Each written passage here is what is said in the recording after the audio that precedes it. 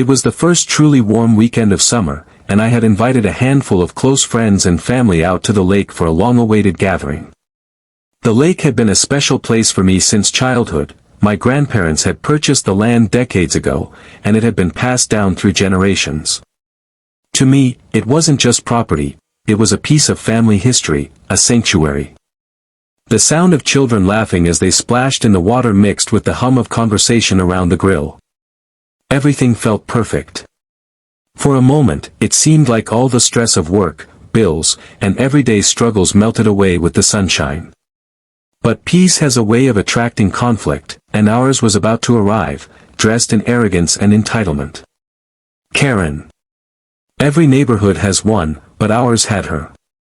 HOA president, self-proclaimed guardian of community standards, and a woman who thrived on control. She didn't live on the lakefront. She didn't own an inch of this land.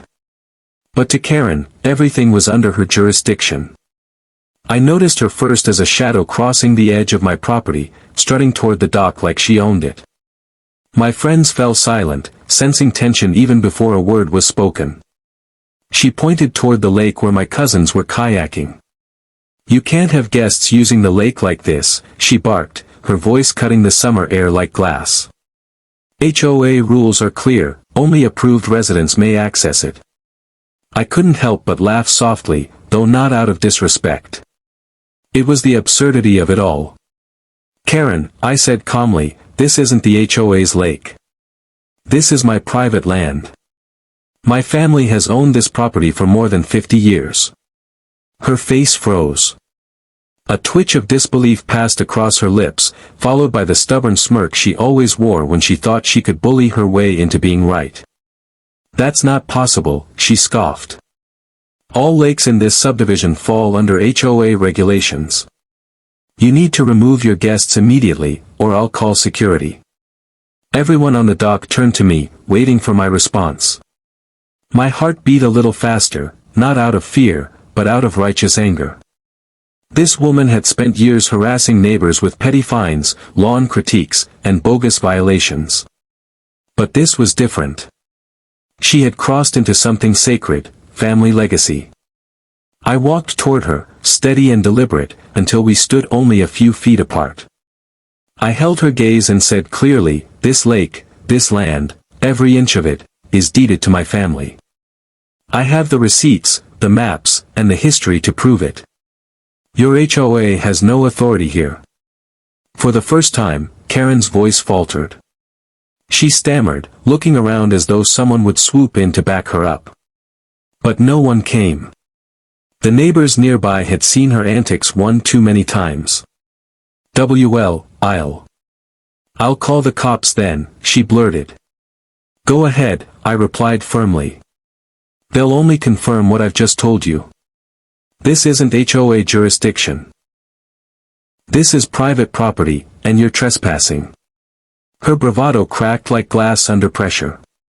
She stood there, caught between pride and humiliation, her eyes darting from the children in the lake to the adults watching her crumble. Finally, she turned on her heel and stormed off without another word. The group erupted into relieved laughter, but I wasn't laughing. Deep down, I felt a mix of anger and sadness. Anger at her arrogance, but sadness too, because this wasn't just about today. It was about how often people like Karen destroy community spirit with control, rather than nurture it with kindness. Later that evening, after the sun had dipped low and the lake shimmered in golden light, I pulled out the old deed papers from a box inside the cabin. My grandfather's signature was there, the same man who had taught me how to fish at this very spot. Holding those papers reminded me that land isn't just dirt and water, it's memory, sacrifice, and belonging. The next HOA meeting was different. Word had spread quickly about Karen's confrontation, and when she tried to bring up unauthorized lake activity, half the room rolled their eyes. I stood, calmly presented the deed, and made it clear once and for all, this land is private. The HOA has no jurisdiction here. If anyone else thinks otherwise, I welcome you to take it up with the county recorder's office. Karen didn't speak. For once, she had no comeback. The months that followed were quieter. Neighbors who had once been afraid of Karen's authority started inviting each other over more. Kids played freely without worrying about arbitrary rules. And me? I spent more time at the lake than ever before, cherishing it not just as a refuge for myself but as a reminder of resilience, of standing firm when others try to strip away what's rightfully yours. That day by the lake taught me something important: entitlement can only thrive if people stay silent. When you know the truth, when you know your worth, your rights, your history, you have the power to stand tall, even against the loudest voice in the room. So when Karen tried to kick my guests off the lake, and froze after learning the truth, it wasn't just a victory for me. It was a victory for everyone who's ever had to stand their ground against arrogance and control. Because sometimes, the most powerful words you can say are the simplest: this is mine. This is private. And you have no power here.